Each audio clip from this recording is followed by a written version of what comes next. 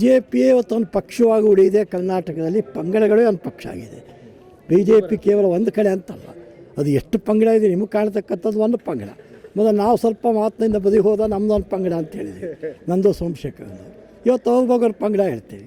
ಇನ್ನು ಕಾದು ನೋಡಿ ಮತ್ತೆ ಪಂಗಡ ಆಗುತ್ತೆ. ಗೊತ್ತಾಗಲ್ಲ ನಿಮಗೆ? ಅಲ್ಲ, ನಿಮ್ಮದೇ ಮಾಧ್ಯಮಗಳು ಬಹುದು ಗೊತ್ತಾಗ್ತಾ ಇಲ್ವಾ? ಅಲ್ಲ, ಗೊತ್ತಾಗ್ತಾ ಇಲ್ಲ ನಿಮಗೆ? ನಾಯಕರೇ ಇಲ್ಲ, ಕೊರತೆ ಇಲ್ಲಿದೆ ಕರ್ನಾಟಕದಲ್ಲಿ. No leader.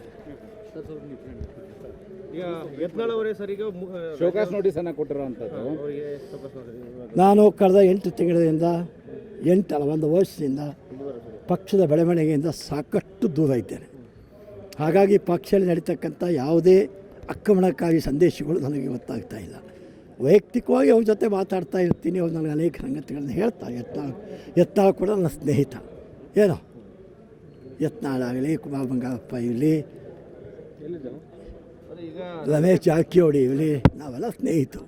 ಏನೋ ಆದರೆ ಈ ಬೆಳವಣಿಗೆಗೆ ಅಂತಿಮ ಇಲ್ಲ. ಈ ಬೆಳವಣಿಗೆ ಅಂತಿಮ ಘಟ್ಟಕ್ಕೆ ತಲುಪಿದೆ. ಈಗ ಇನ್ನೂ ಮತ್ತು ಸ್ವಲ್ಪ ಜೋರು ಆಗತ್ತೆ.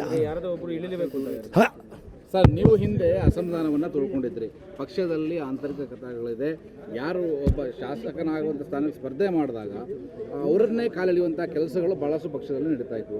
ಯಾವುದೇ ರಾಜಕೀಯ ಪಕ್ಷದಲ್ಲಿ ಅಶಿಸ್ತನ್ನು ಭಾಳ ದಿವಸ ನುಂಗ್ಕೊಂಡು ಹೋದರೆ, ಭಾಳ ದಿವಸ ಅಶಿಸ್ತನ್ನು ಹೊಟ್ಟೆಲಿ ಹಾಕ್ಕೊಂಡು ಹೋದರೆ ಆಗ ಇಡೀ ರಾಜಕೀಯ ಪಕ್ಷವೂ ಅಶಿಸ್ತಾಗತ್ತೆ.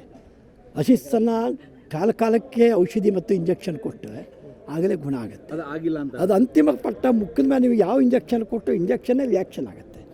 ಅಶಿಸ್ತೇ ಬಹಿರಂಗ ಕಾಣ್ತದೆ. ಕಾರಣ 200%, ನಾಟ್ 100%. ಸರ್, ಈಗ ತಾವು ಸರ್ ಈಗ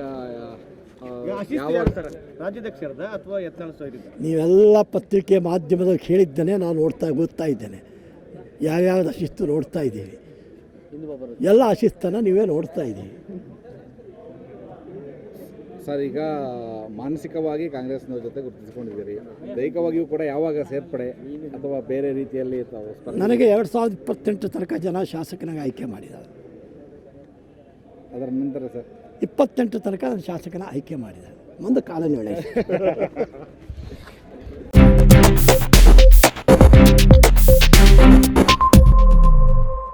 ವೀಕ್ಷಕ ಮಹಾಪ್ರಭುಗಳೇ, ನಮ್ಮ ಚಾನಲ್ ಅನ್ನು ಸಬ್ಸ್ಕ್ರೈಬ್ ಮಾಡಿ, ಶೇರ್ ಮಾಡಿ, ಪ್ರೋತ್ಸಾಹಿಸಿ.